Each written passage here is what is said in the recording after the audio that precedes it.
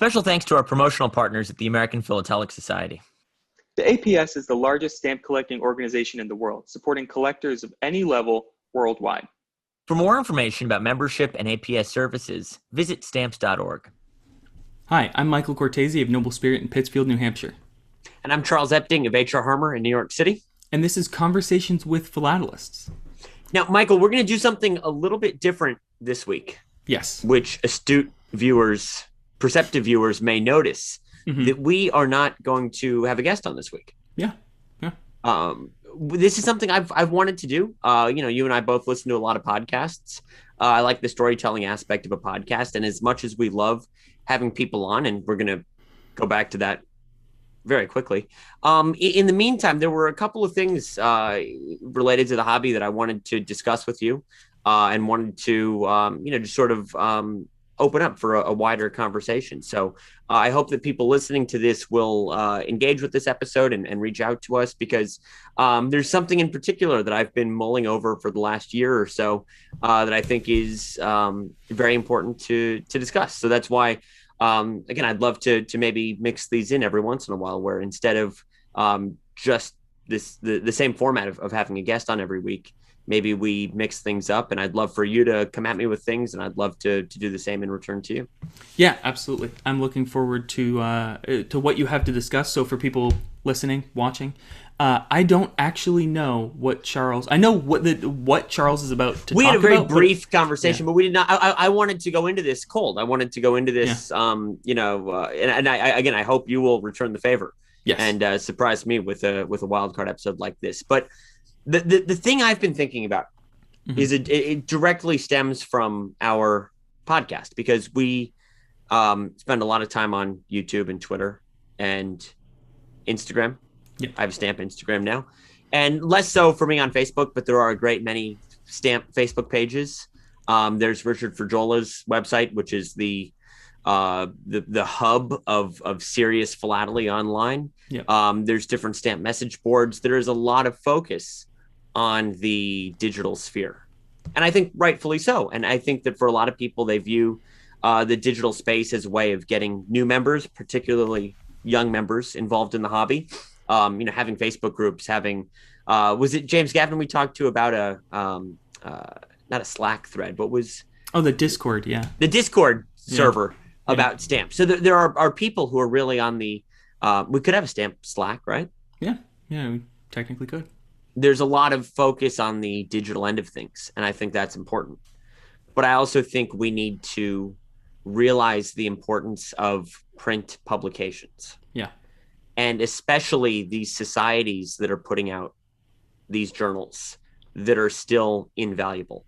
And as great as a blog post is, as great as a YouTube video or a Facebook comment is, I'm amazed at what I learn in Facebook comments, I will admit. But there is something to be said. There is a legitimacy and a permanence to something that appears in print. I'm not saying that everything that appears in print should be taken as gospel. Plenty of stuff appears in print that is maybe not the greatest, but by and large, when something appears in print, it should be taken seriously. Yeah. And that is what I would like to talk to you about today. There are two case studies. The other thing I will say before I introduce these two articles that have had such a profound impact on me. I don't know if it's just me, but I get frustrated quite often that we are involved in the hobby 174 years after the first postage stamp. And you read about the work that was being done in the 1890s, the 19-teens, the 1940s, the plating, the research. There was so much, new stamps were being discovered.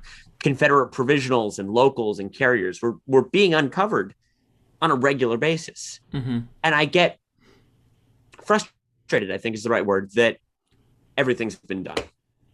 Everything there is to know has been discovered, and all we can do is put things that we find into predetermined categories. Do you feel that ever? Yes, and I feel like the majority of stuff has been done. It was great to hear from Trish Kaufman, and she had talked about some uncovering a material that she had just discovered and she was working on with different articles and stuff like that. But yeah, I mean, I would agree that I feel like a lot of the work on the classic era and has been done for us. Exactly. And again, when I say that everything's been done, I'm being facetious and being over the top. But you're right that I think a lot of the original research being done is on things like state revenues, things that have sort of existed outside of the mainstream for so long, pre-cancels. Great conversation we had. I feel like that's where a lot of the original research is being done. These things that were maybe unfairly overlooked or marginalized for decades. Now they're finally getting their due. Again, there is great philatelic research being done. I am 100% facetious when I say it's all been done. This is just a mood that I fall into every once in a while. When you read a book like Ninkin or Ashbrook or Luff or, Brookman, these great works of philately leave you feeling like a lot of the classic era, the big stuff has already been tackled and we can just move on to other things. There have been 2 articles published within the last year that I think need special attention called to them because they have not only changed the way we think about certain aspects of the hobby, but they have shown me that my fears are misguided, that everything has been done. And they've shown me how much original research there is to be done on topics that you would have thought were done to death by now, topics that you would have thought nothing more could be written about. These 2 articles came along and just blew me away. Okay. I'm excited to hear about them because, you told me what one of them was on. And the second one, I've got no idea what it's on. Before we started recording, the cover to you and you were like, is that? And I was like, Yeah. I'm going to start with the first article that I read. Okay. I read most magazines that come in the office. I at least skim them cover to cover, read most of the articles, put them in a pile, maybe file them away mentally. For me to have read an article like 3 or 4 times is very rare. Okay. But this article got me so excited, I keep rereading it, trying to glean more information out of it. This article was published in the Collectors Club Philatelist in the July-August 2020 issue. So last summer. This arrived at the height of lockdown and everything for me. I was desperate for some new stamp information. And this magazine arrived in the mail. The title of the article is 1868 Production Grills. Why Size Matters. This article was written by Rex Dean Bishop. Grills are interesting. Because every collector knows what a grill is. Most U.S. collectors. They see those gaps in their album. They see the A grill, the B grill, the E grill, the F grill, the Z grill. I feel like grills are very widely known, but very poorly understood. And I am as guilty of this as anyone. This is why this article means so much to me, because the values of grills vary wildly, as evidenced by the 1-cent Z grill. The value that 1 or 2 points can make is exponential. One thing I find so fascinating about grills is that none of the actual grilling devices exist. So all we have, this is almost like trying to reconstruct a dinosaur from just its skeleton. We don't know what the device looked like that made the grills. We have very good theories. We have hypotheses about what it should have looked like. But in the absence of the devices themselves, we're left reconstructing the process of grilling solely from its tangible impressions. This article walks you through why certain grills are shaped the way they were. And it covers this concept. There were certain grills that were production grills. These were widely used and widely produced on stamps. And there are experimental grills that were used on stamps and used on issued stamps in most cases, but were not meant for mainstream production.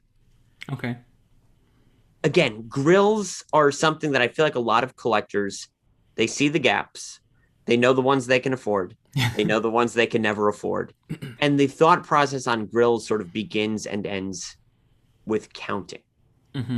And I feel like measuring, and measuring exactly, and which direction. Yeah, I think that viewing grills in that light is deceptive and somewhat dangerous. Okay. Because it doesn't tell you the why. This article is subtitled "Why Size Matters." Yeah. The fact that Scott Catalog lists these things differently proves that size matters. Obviously, the size of these things is what differentiates them. Yeah. Why does size matter? This is what Rex Dean Bishop's article does so well. Okay. The other thing that both of the articles I'm highlighting today do is they leave these cliffhangers. Okay. That I think are brilliant. And I will show you a heading in here that I just love. The serious enigmas of the Z Grill. Okay. This heading is so evocative because the Z Grill is one of the most famous and expensive United States postage stamps. Mm-hmm. But why? Why is this so close to uniqueness with very few examples known? Just two, I think. Two, supposedly. No. Why? Why are there other Z grills that are more common? And why are there certain Z grill values that are so rare? I mean, they're all rare, but why are there Z grills that exist in orders of magnitude more than the 1 cent? Yeah. Why? This is the question I've been asking myself lately. With the 1851 1 cent, there's different types, 5 and 5A and 6, and all these different varieties of the 1 cent. Why?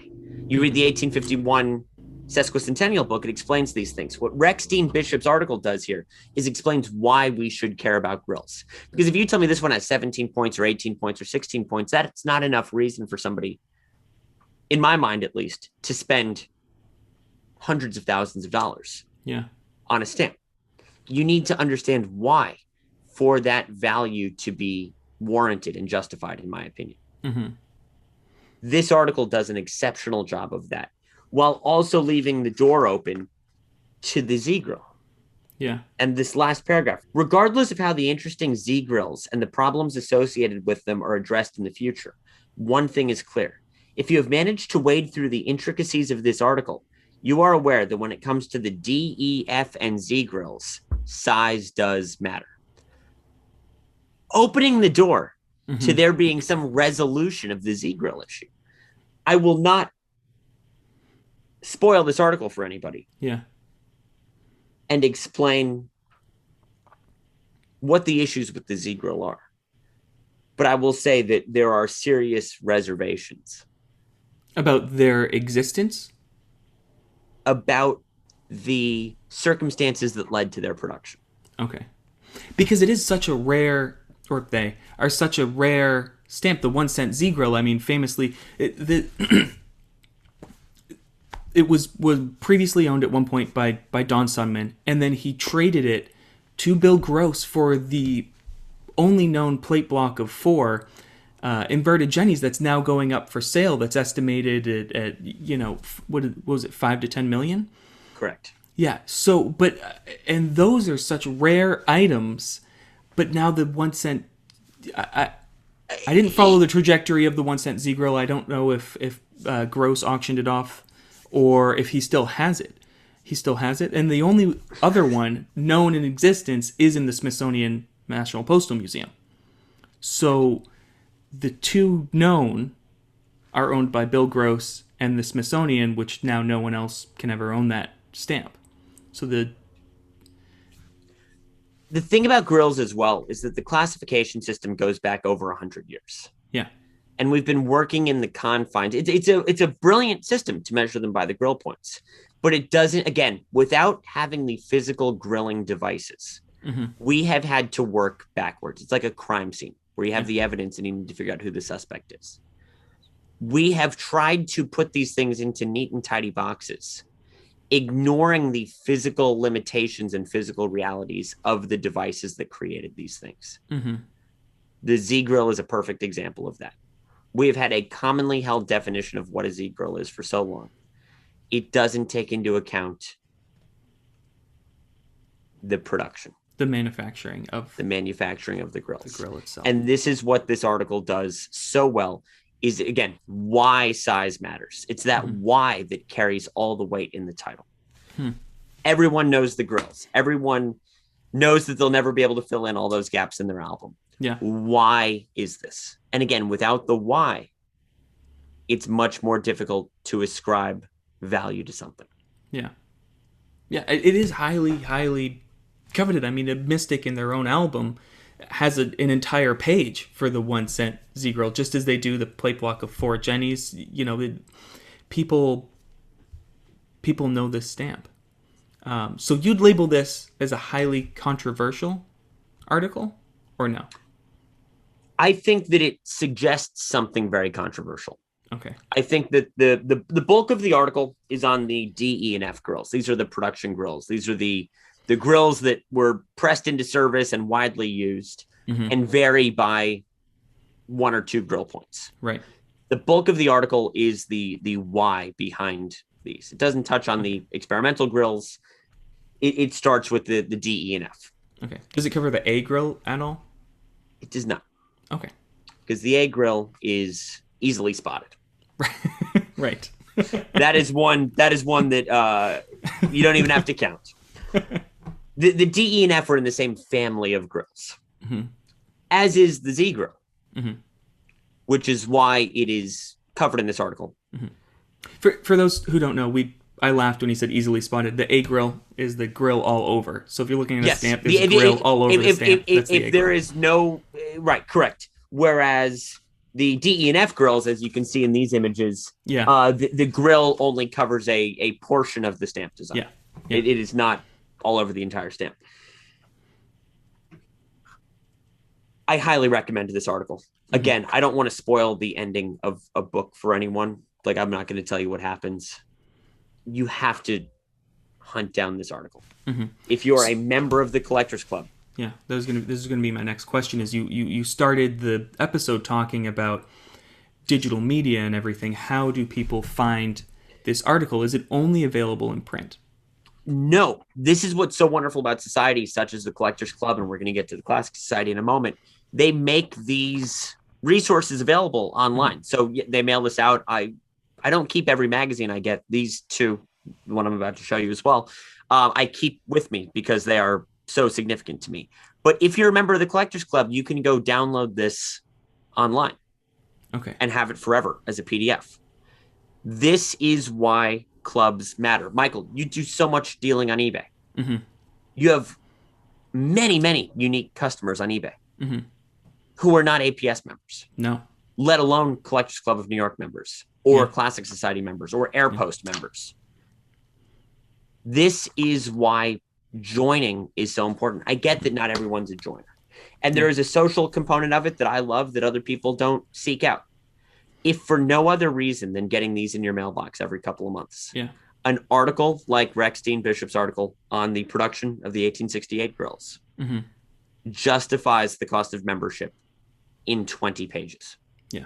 And you because get it sounds 5 like other issues. Teach you so much. I mean, people are filling these spaces in their albums. They don't necessarily know what they're filling them with or why they should care about maybe quality, condition of the grills. Maybe they're not plating, but maybe they're identifying the grills incorrectly or... Exactly. And again, it's one thing to say, this is an A grill, this is a B grill, this is a D grill. This is a B. But what does that mean?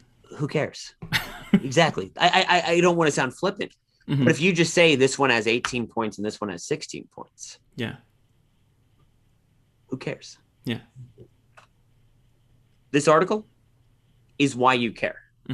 This article explains why people spend inordinate amounts of money or don't spend inordinate amounts of money on certain things. That's why this is important. That's why the Collectors Club is important. Even if you don't go to the clubhouse, even if you don't go to the meetings, this is why joining societies is so critical. This is why joining societies is so crucial. Can I ask you a little bit about the research behind it? I know, did he cite any, was this his personal research, or did he cite different articles that you had in the beginning talked about all the work being done? It sounds like this was an independent project put together where the research was just completely done by the author. It's a combination. So William Stevenson, I had to remember his first name. Stevenson is the gentleman who developed the classification and the nomenclature of grills. Okay. Back in the early 20th century. A lot of Rexstein Bishop's work draws from Stevenson's original grill classification. Right. Well, it has to. Exactly, because that's the germ, that's the kernel that this all came from. The other source that is very heavily referenced is, of course, the Scott Specialized catalog, right? Which is the culmination of all of this research, and that's what people turn to. People aren't going to turn to Stevenson's articles in McKeel Stamp News from a century ago. They're going to turn to the Scott Specialized catalog. So much of the research was done originally, and he even states here that this article has been in process for years. This is not a whim that was. This is something that has required the study and actual viewing, the actual tactile possession of many stamps. Yeah. So yes, it draws on the work of everyone from Jerry Wagshall, Lester Brookman, Ken Lawrence. It draws from their work, but its conclusion is something wholly unique and incredibly significant. It actually resulted in changes to the wording of the Scott catalog. Really? The Scott catalog, can yes. Elaborate on that. The way grills are measured, you said measured, you can also count the points. Yeah. So there's a millimeter measurement and there's a number of grill points measurement. Yeah. And a lot of the grill point measurements were shifted off by one number. They were either too high or too low. Wow. And the research in this article, basically, I don't want to give too much away. I've been dancing around the issue, but basically the grill points that were actually impressed into the stamp were oblong, you will say.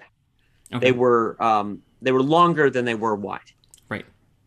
And the plate was grilled all over. Yeah. And then they would cut into the plate to create little stamp-sized sections of grill.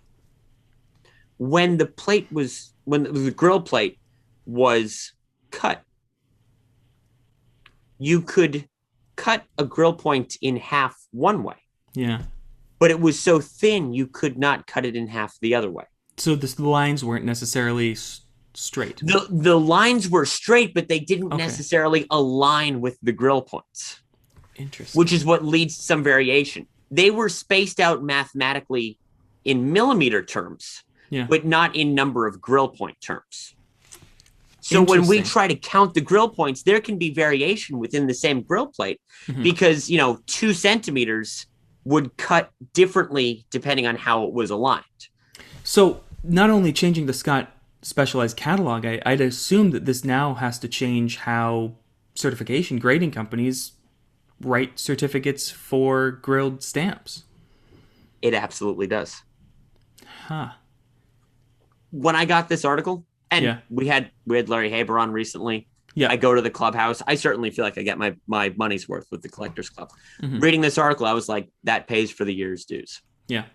I get 5 more issues of the magazine for free, basically, because this is worth the price of admission. Yeah. That sounds like I'm excited to read it. It sounds like such an important article. It is. It changes the way you look at grills. Again, there are so many things that we take for granted. Yeah. That an 1851 Type 1 is more valuable than a Type 3. Obviously. Yeah. Why? A Z grill is more valuable than a D grill. Why? Yeah. This will tell you. Perfect. Well, we're going to put a link to we will put a link to the Collectors Club in our show notes where people can sign up and then they can download this on PDF. Another question is, I know not a lot of people like to read PDFs. If they sign up for the Collectors Club now, can they request back orders? Can they believe request so. But print copy? Believe so. That is a very good question. Back issues are available for $9. Perfect.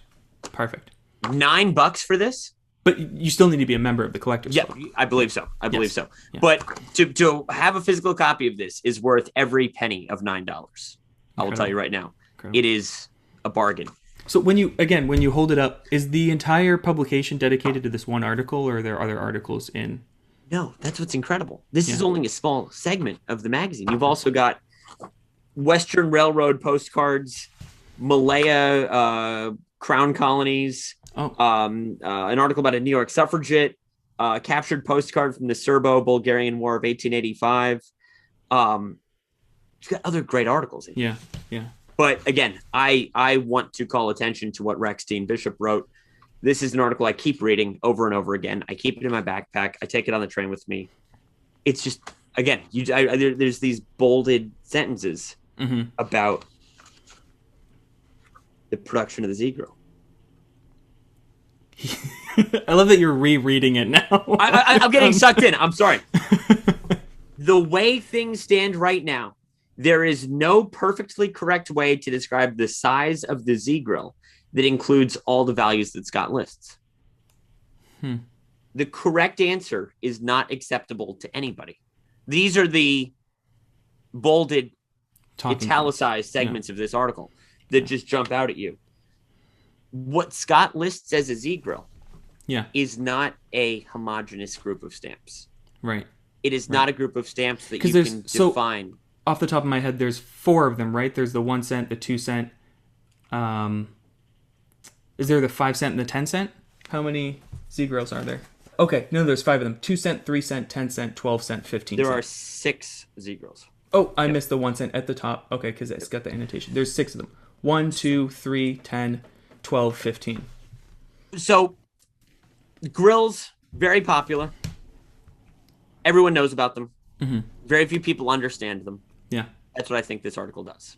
Yeah. The second article I want to highlight. Yes.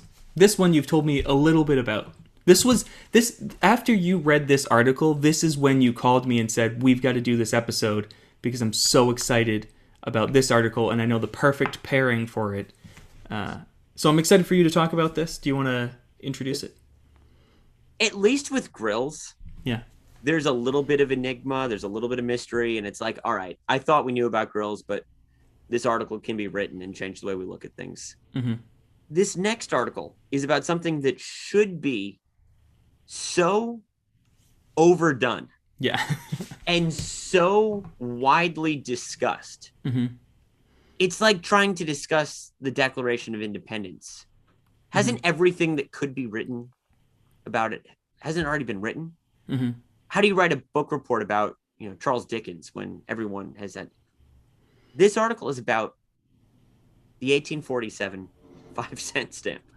The first U.S. #1, the first postage issue of the United States of America. Yeah. The most collected, the most researched, the most comprehensively written about stamp. But when you open up a collection, I feel like when I open up a collection to appraise it, you look for that stamp. That stamp defines what the rest of the collection is. It is the bellwether. If they have a #1, there's hope. If they don't have a #1, there's still hope. But it's the sign of a serious collector, I would say. It's like the penny black. Yeah. I would think that after 174 years, there'd be nothing more to write about the U.S. #1. Every collector can picture this stamp. It's the U.S. #1. It is what it is. Then the most recent Chronicle arrives in the mail. The Chronicle is the publication of the U.S. Philatelic Classic Society. This is an organization that is very close to my heart because they sponsored my APS YPLF fellowship. They sponsored the fellowship that got me a job that is the reason I'm sitting here right now. So I owe my career to the Classic Society. Their magazine is edited by Michael Lawrence. It is, in my opinion, I don't think this is controversial, the best U.S. classic, probably for serious U.S. philately, this is the best publication. And the front cover story. I want to get the title exactly right because this article deserves so much respect. The U.S. 5 cent of 1847, A New Approach to Impressions and Colors, by Scott Trepel. How do you take the most recognizable United States stamp and write an article that flips everything on its head and changes the way we look at it after 174 years? How do you find not only something new to say about this stamp, but something new and significant to say about this stamp? And Scott Trepel did it. I'm excited to see the cover. What's the cover look like? front cover is this matrix Yeah. that will be pinned to my wall forever because this is so incredible. Mm-hmm. If you look at the Scott catalog, there are different shades listed of the 1847 1 cent. Yeah. And this stamp was printed until it was replaced with the next series of stamps in 1851. And there were different printings, and these printings somewhat correlate to different color varieties, but there's color varieties that appear multiple times, and there's color varieties that are restricted to one printing. And one man's dark brown is another man's brown. So there's very few Scott listed color varieties, but if you look at certificates and auction descriptions, I think in here Wade Sadi came up with 120 some odd color varieties of the 1847 1 cent. 5 cent, number one. Yeah. This is the way we have classified these stamps, has been the color. Is it dark brown? Is it red brown, which is the generic Scott listing? If you have a number one, it's assumed to be red brown. You have dark brown, you have red brown, you have orange brown, you have red orange, and you have brown orange. So not only do you have orange brown, but you have brown orange. And then add to that seal brown. You add to that all of these light orange brown, dark orange brown, brown orange, all these crazy combinations of colors. And what Scott Trepel says is, don't look at the color first. Don't classify a stamp based on its color. Classify it based on the quality of the impression. Because very early on in the stamp's history, the plate was brand new. The impressions were brand new. There wasn't ink stuck in the cracks. It was sharp. It was beautiful. Yeah. Then, as they printed more and more of these things, the plate became intermediate and lost some of its fine detail. Yeah. Then the plate became very worn, and you could barely make out any of the detail in the stamp. Then they cleaned the plate. They got rid of all the ink that was stuck inside of the engraved lines. Then they recut some of the positions.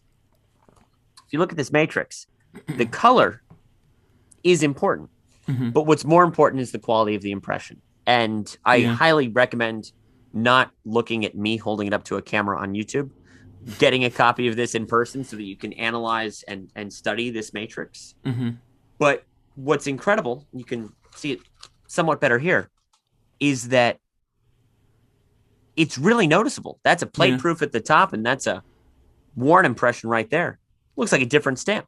There are certain things you can only see, certain leaves and oval projections and straw that I didn't even know existed until looking at these early impressions and these plate proofs in particular that were just lost as more of these stamps were printed. And if you have a stamp on cover, you can immediately narrow down what printing it may have come from. Yeah. So the quality of the impression, Mr. Trepel argues, and I am inclined to agree, is what you should look at first. Then you work backwards and figure out, well, what color should I call this? But it is the quality of the impression that defines what a U.S. number one is. So that adds almost an entirely new layer of, I don't want to, for lack of a better term, grading, fine, very fine, XF, the stamp, because you look at those things and those aren't talking about the impression, they're talking about the centering, the condition, whether it tears, thins. But then you now need to look at almost not grading again, but the adds quality. A whole, exactly. So it's another dimension. You have the state of the stamp. Is it mint? Is it used? Manuscript cancel? Court cancel? Whatever. Then you have the centering. You're right. The condition. Are there flaws? Is it well centered? Is it XF 90? Whatever. Then you have the color, which certification companies have identified for some time now. Again, with no consistency whatsoever. And you're right. This is like a fourth dimension to the stamp. Yeah. What type of impression is it? Is it early? Is it late? Is it intermediate? So can I kind of go down a rabbit hole here? Absolutely go down a rabbit hole. So I think at what point know you well enough, I know what you're going to ask, and I can have the answer to it. Yeah. At what point do articles like this have a significant impact on how people write certificates for stamps? So obviously, certifying stamps and writing certificates for what kind of the quality and plates and everything changes as information about the stamps expands and grows, and we learn new things. Maybe we get rid of Scott numbers. Maybe we add an A, B, and C, things like that. So at what point do companies like PF, PSE, APS start including metrics like this on their certificates? Every one of these grading of these expertising services is going to have their own metric, their own rubric for when they include this stuff. Yeah. The basic standard though is if, and Scott not in all Catalog. cases, but if Scott Catalog lists it. Yeah. With the grills, we just saw that they actually amended not their catalog listings, but their definitions. Right. What makes a D grill? What makes an E grill? Something like this should be adopted by Scott. Mm-hmm. And I will tell you right now, it would be incredibly easy for the Scott Catalog to adopt this. This is what I was hoping you would ask. Mm-hmm. Because Scott Trepel has come up with his recommended listing for the Scott Catalog. That's priced incredible. and everything. Priced and everything. Wow. Well, I mean, he's got the information to do it. He breaks it down. The 5 cent remains the red brown. Mm-hmm. That will always be, because that's just been the standard for over 100 years. Yeah. He breaks it down into intermediate and worn impressions. Deep red brown, early impression. He matches up the shades to the impressions. Yeah. So that if you just want an 1847 5 cent, you can still get one. Catalog value $375 used. Mm-hmm. Simple. But if you want to go that extra step, if you want to go that extra mile, Yeah. that's all you need. So Here's the rubric. then the Scott Catalog not only would need to list them, but they'd need to show photos. You know, you see the type 1, type 2, you've got the US number 1 versus US number 3. It shows you the differences. It would almost need to be like for coins, they have something called a photo grade. So it shows you the difference in the plate and how Mr. Trepel talked about the plates kind of deteriorate over time and the flaws in the plates. It does the same thing with the photo grade for coins. They'd need to show examples. A graphic like this would Yeah. be so at home in the Scott Catalog, and Yes. I really hope this is a feature that we see soon. Yeah. Because again, this is something that will be literally pinned to my wall. Mm-hmm. I'll also have it downloaded, of course, but I would love to keep this, because you're right. This matrix, Yeah. and if you have a red-orange stamp, you know that it can't be an earlier intermediate impression. Mm-hmm. You know that has to be a cleaned plate or a worn plate impression. Mm-hmm. This is so useful. This is so helpful. Did he also add dates to it? I know that your Did you- smile says yes. Did you read this article? Is that like a softball question? No, I didn't. I haven't read the article. Do you want to? Are you ready for this? Yes. The Perfect. dates of the printings Yeah. of the 5 cent, Yeah. first printing, second printing, third, fourth, and fifth printing, Yeah. and Quality the of dates the they were ordered and the dates they were delivered. Wow. So if you have a cover, Yeah. From- That was impetus of this if you question. have a cover from January of 1848, Yeah. the second printing wasn't undertaken until March of 1848. Mhm. So your January 1848 cover has to be a first printing. Yeah. And your first printing has to be an early impression. Yeah. You can pin these things down. Yeah. You can pin down what date the printing of your stamp was ordered on by knowing So- these things. But This so is now, the why. This is the why. yeah. This Yeah. is what's so incredible. If you have a red brown versus an orange red, okay, they just mixed the ink differently. Yeah. Big deal. Maybe one's rarer than the other, but Mhm. is there any deeper meaning to it? Yeah. People get so concerned when it comes to color. They say, "Oh, is it a changeling? Has it been in the sun too long or anything?" This eliminates all of that. In Because some cases, off-cover stamps are still tough. Let's not. yeah. Yeah. But You still have changelings. yeah. But this can tell you when your stamp was printed. Yeah. If you have a fifth printing stamp, that's the cleaned plate, but a worn impression of the cleaned plate. So it's a little bit later than the first cleaned plate impression. Mm-hmm. So that would be something like it's a bolder impression, but less of the design is there. Right. So exactly. So you had the plate. Yeah. And that first printing of stamps would have been beautiful. Mm-hmm. Then it transfers into the intermediate. Then it transfers into the worn plate. Then they clean the plate, like I said. Yeah. Which takes it back to an intermediate impression, basically. Yeah. Doesn't take it all the way back to how it was initially, Yeah. but it takes it most of the way back. But then it starts to wear down again. So if you have a worn plate, it can be either a worn plate before the cleaning or a worn plate after the cleaning. Yeah. We don't have the plates for the 1847 issue. This is like the grills. We have to reconstruct all of this based on just the stamps. Yeah. And I'm going to use this analogy where if you had the skeleton of a whale, you would not be able to reconstruct what a whale looks like, or a giraffe, or an elephant, based on just the bones. Yeah. You would have no way of knowing what color the animal was, or a camel's hump doesn't show up on its skeleton. This is what we're trying to do. I've seen so many. That was another dinosaur tangent. So many tangents about people saying, "Oh, they had smooth skin or scaled skin or feathers or." Right. You don't know. We're trying to take stamps and reconstruct what the printing plate looked like in the absence of the printing plate. Yeah. This is what is so important about Scott Trepel's article.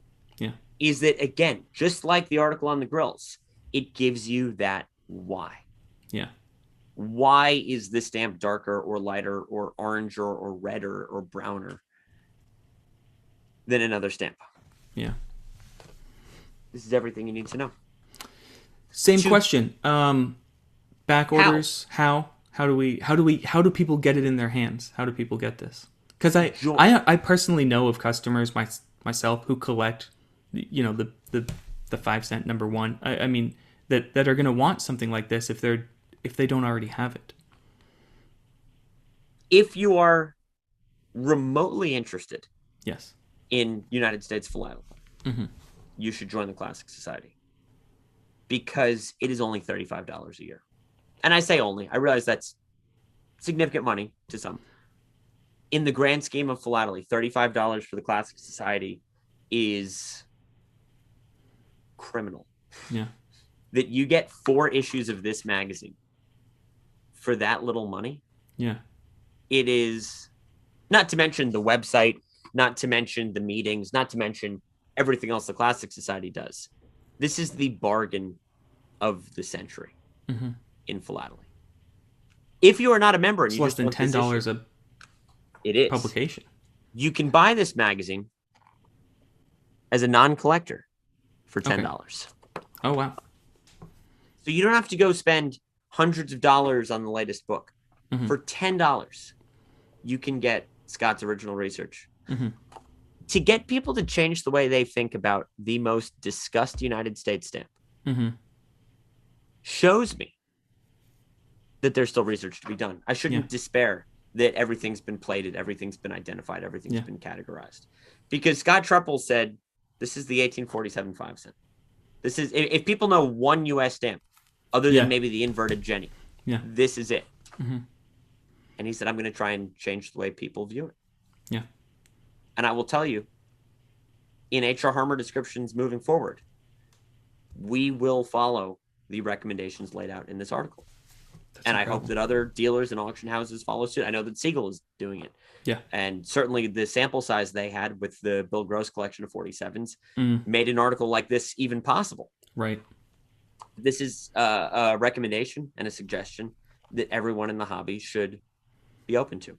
Yeah. And I am so excited by work like this being done. That's the thing, is it just fills me with vigor.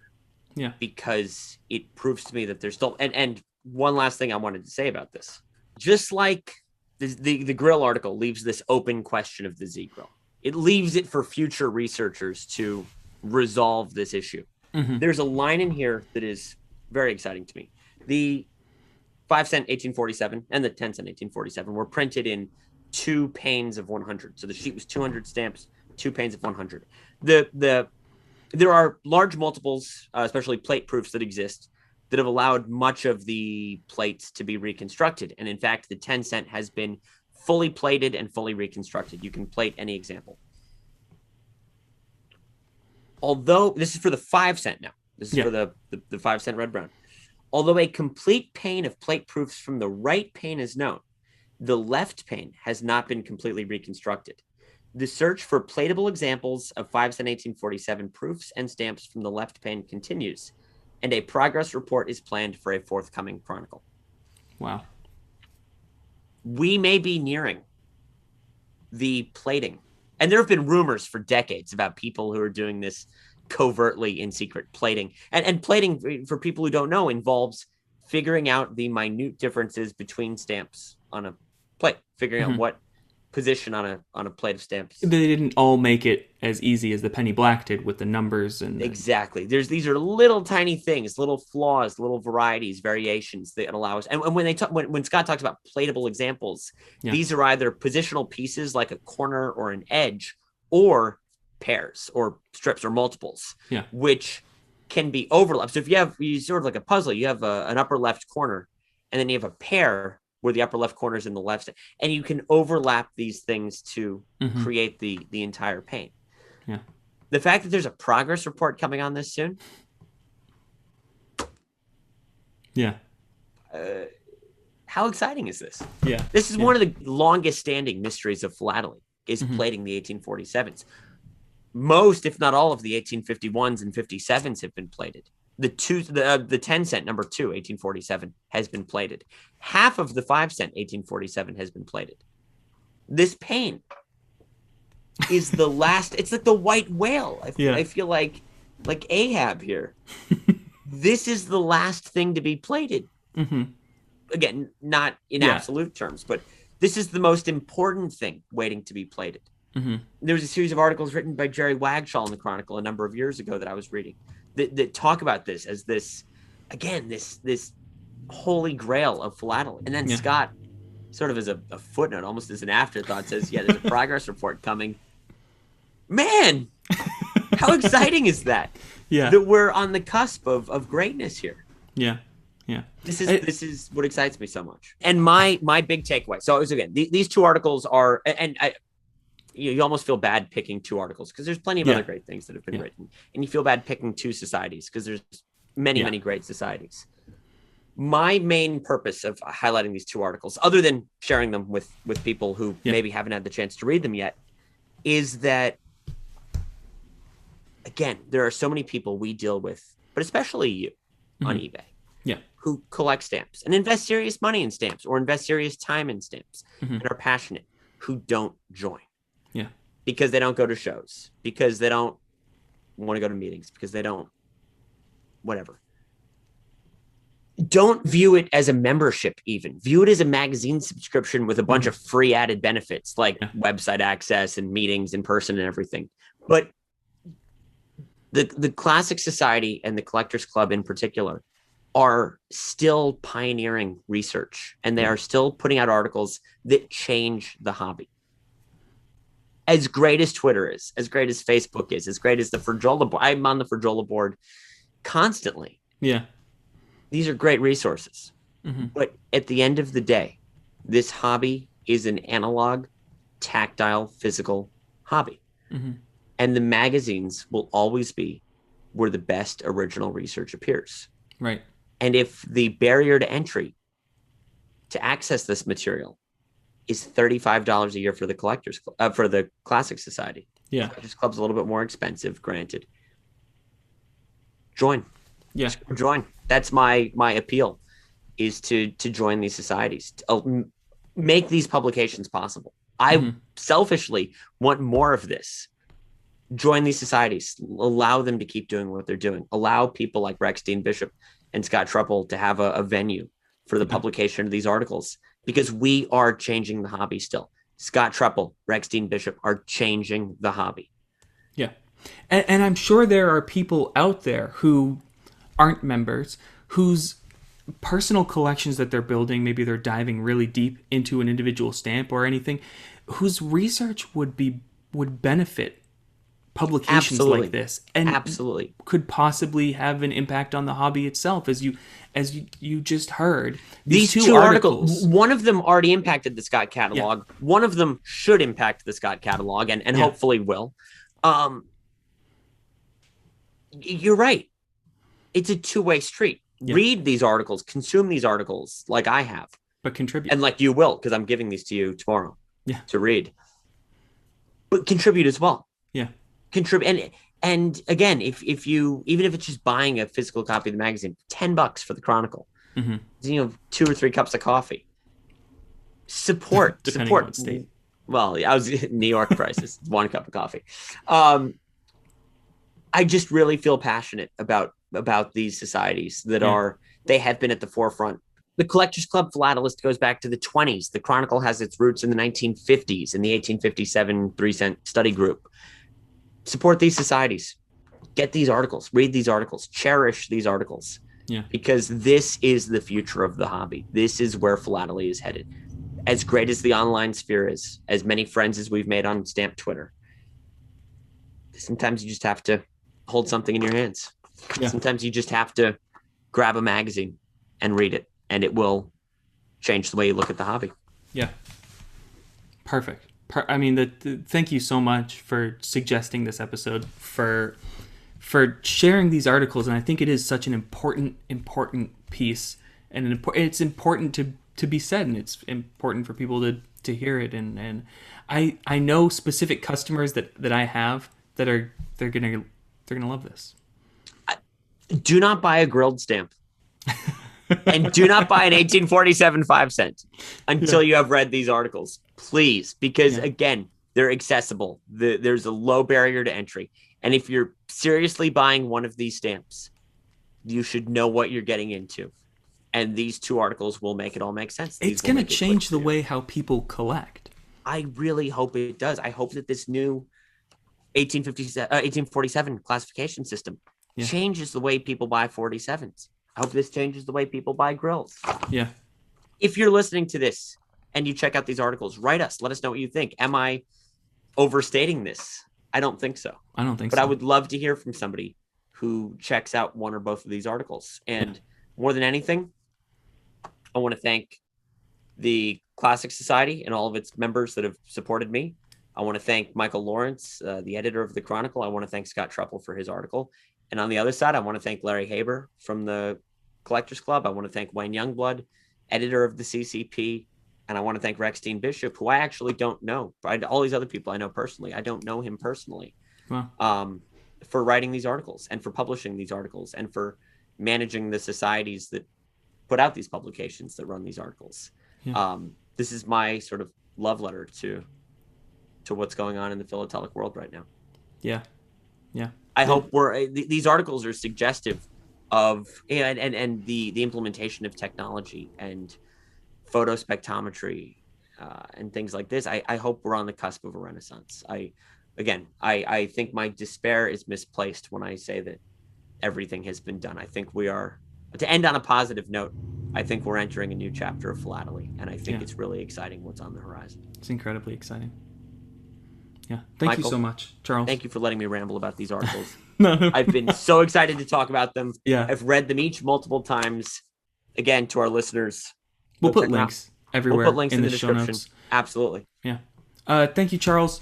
I'm actually going to see you tomorrow. Tomorrow, you're coming up. You're driving up from New York. We've got this large collection that we're going to be going through together. We're going to be filming. And this is a collection that has material that is suited for NobleSpirit and suited for H.R. Harmer, and you and me are going to tear it apart and see what's what. Yeah, so next week's episode will be a little bit different as well.